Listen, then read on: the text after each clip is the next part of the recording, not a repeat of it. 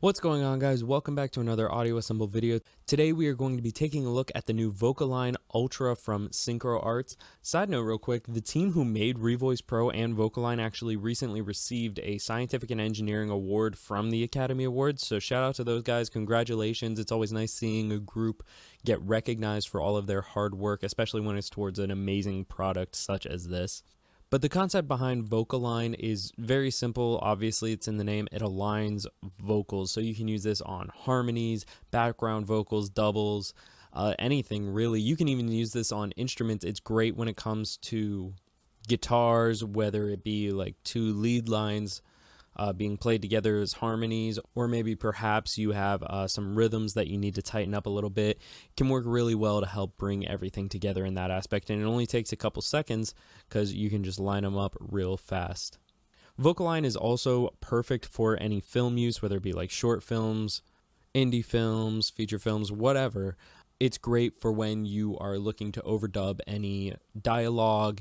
A lot of times they will bring actors back in to make them redo their lines. That way they can have a cleaner version from the studio to mix in, and then it may not match up perfectly, so it doesn't match up with the lips just right. But with VocAlign, throw the dialogue takes in there and you can line them up in a split second. It's perfect. But this video is focusing on the musical side of things. Maybe we'll be able to try it out on some film stuff later down the road. But going right into it, I got this session from Synchro Arts website. They have a couple sessions on there for different DAWs, so you can try out VocAlign. I really like that. I wish more plugin companies would do that so you could get more familiar with the product with an ideal version to try it out on. But I listened through earlier, and the one that we're going to focus on the intro here. It's super simple. It's also a perfect example of misaligned vocals. So this top here is the lead vocal, these two background vocals, BV1 and BV2. I'm going to play those real quick so you can see how they line up, see if there are any misalignments. Think you're the big guy, thinking you're too fly, but as soon as things get serious, you're acting so delirious.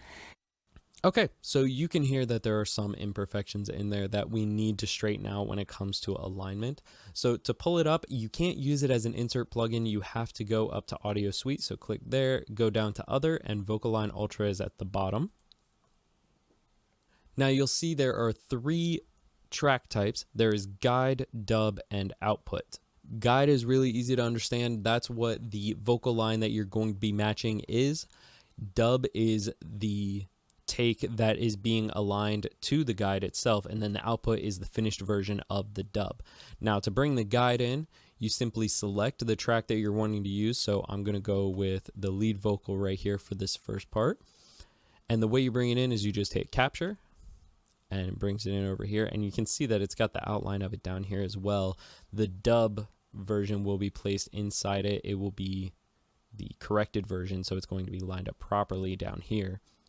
Now to bring in the dub, select the one that you are wanting to correct, hit capture, and it takes a second because it analyzes it and goes ahead and renders it for the settings that are already here. I'm going to turn off match pitch real quick. So there are three different settings that you can control. There is match timing, match pitch, and formant shift. You can also toggle it so that you just have the basic versions. I like the basic. It covers what I need, especially in this session, but we'll go over what is in the advanced real quick. So in the advanced, you have the max difference. You can control how tight, loose all of the takes are in relation to each other. Let's go super tight, see what it does. The alignment rule, there's a couple different alignments. I just go with normal flexibility. And then here you have match pitch. I'm not going to be using it, but match pitch is actually really cool because if you've already done the pitch correction for the lead vocal, you can just turn on match pitch and it will match any subsequent dubs that you bring in to correct. So say you have a double and it is not quite on pitch and the lead vocal is perfectly on pitch, you can turn on match pitch, turn the pitch targeting to the guide and the max difference, keep it really tight. That will correct the double to sound more like the main vocal, so it's going to get the pitches corrected. And let's go ahead and listen to it. On the bottom left here, you have three options. You have the blue, the orange, and the yellow. So obviously those coincide with the colors over here. So this is the guide, the dub, and the output. So let's go ahead and mute the double. And let's play it with the new output here. Think you're the big guy, thinking you're too fly, but as soon as things get serious, you're acting so delirious. And let's compare that to the original. So solo these two here and hit play. Think you're the big guy, thinking you're too fly, but as soon as things get serious. Yeah, you can hear that this one's a little bit more behind compared to the new version. Think you're the big guy, thinking you're too fly, but as soon as things get serious, you're acting so delirious. All right, now I'm going to show you what formant shift is. So here, the formant shift, the way formant shift makes sense to me is I think of it almost as like shaping the sound of the voice. What I mean is it's going to be hitting the exact same pitches, but you're almost changing the timbre of the voice itself. So let's listen to the render real quick by itself. Think you're the big guy, thinking you're too fly. And let's turn on the formant shift and let's take it lower here. Think you're the big guy, thinking you're too fly, but as soon as things get serious, you're acting so delirious. The way I look at it is if you had a alto and like maybe a bass one singing the same part, they're singing the exact same pitch, but there are different sounds to the voices themselves. And that kind of adds in different dynamics, different feels in the takes itself. So this could almost make it sound like you have two different people singing along, but they're singing the correct pitch, and it just adds a different depth to the vocals. So let's leave that formant on and see what it sounds like with the main vocal. Think you're the big guy, thinking you're too fly, but as soon as things get serious, you're acting so delirious. And without it again. Think you're the big guy, thinking you're too fly, but as soon as things get serious, you're acting so delirious. So it's not a crazy difference, but it's enough to make it feel like there's a little bit of depth. So now we're going to take that and throw it back over here. There are two different ways to do that. You can do the standard Pro Tools render here in the bottom right corner, or you can just hit the render right here. So you want to make sure you have where its destination is going selected, because you can actually change which track that this gets rendered to. So say I wanted to keep the old version of the BV1. That way I could compare them later in case I wanted to go back and kind of mess with it. Let's make a new channel right below it, and we will deselect where we have the audio going, and we'll click render. And you see it brings it in here. It lines it up with the original vocal. And let's solo these two up real quick. Think you're the big guy, thinking you're too fly, but as soon as things get serious. And this is an easy way to keep it there, but honestly, I'm going to get rid of it because I have no reason to keep that. I just wanted to use that as an example. So let's render it back in here. And you see the addition right there. And now let's do this with BV2, and you can actually do this without even closing out of the audio suite for VocAlign Ultra. You just select a new track, hit capture,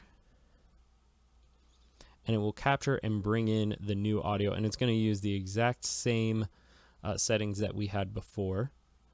So let's see what these sounded like together before, and then we'll hear it with the VocAlign. Think you're the big guy, thinking you're too fly, but as soon as things get serious, you're acting so delirious. And let's hear it in here.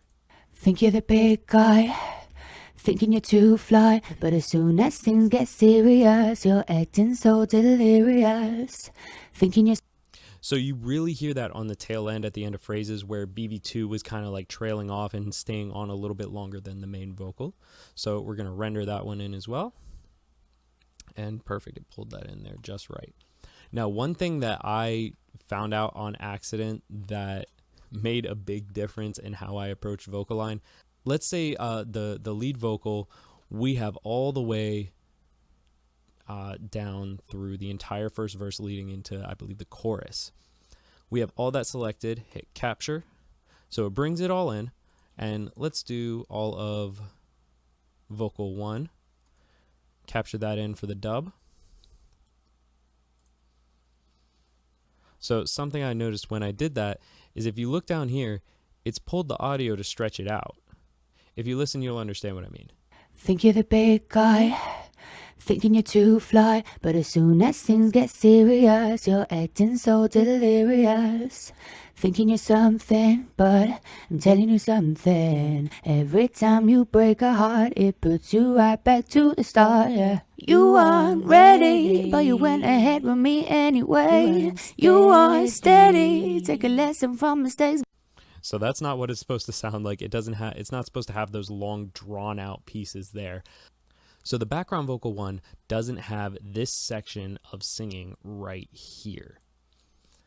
So you don't want to have that in there whenever you're doing an edit, because it's going to get confused and try to stretch this audio here out to match the waveforms there and do the same thing here at the very end, because it doesn't know what all of this is. So whenever you're taking audio into VocAlign Ultra, you want to be careful and make sure that you only have what you're trying to match in there. That's why this one, I have that cut right here to match where the BV1 ends. Same thing goes if you're trying to do an entire take. You can't just bring in the entire lead vocal line and then bring in these 3 separate parts for lead vox high chorus and expect it to just only correct those tiny areas in comparison to the entire track. Couple more things. Go back into the VocAlign Ultra. There is a basic window where you just have the max difference, tuning match, and the formant shift options. You don't have all of the extra details. This is super simple. It keeps it easy for anyone who's just starting. I messed around with those first before I jumped into the advanced. And there are also a great selection of presets. Like I was saying with the film, you have dialogue presets for any foreign. You can work on the inflections, the timing. Replacement, if you're replacing with the same actor, you want to work on their timing, tighten it up a little bit more, or even just doing a voiceover, you can bring in presets to help you get everything set up correctly. Here's the instruments. You got the doubles and the harmonies. Like I said before, this is great for lining up instruments on instrumental tracks or just general music tracks. Makes it super simple to line everything up and get everything tight. You have rap presets for any vocal lines with raps, lining up with doubles, things like that, of course, and then regular vocals between doubles and harmonies.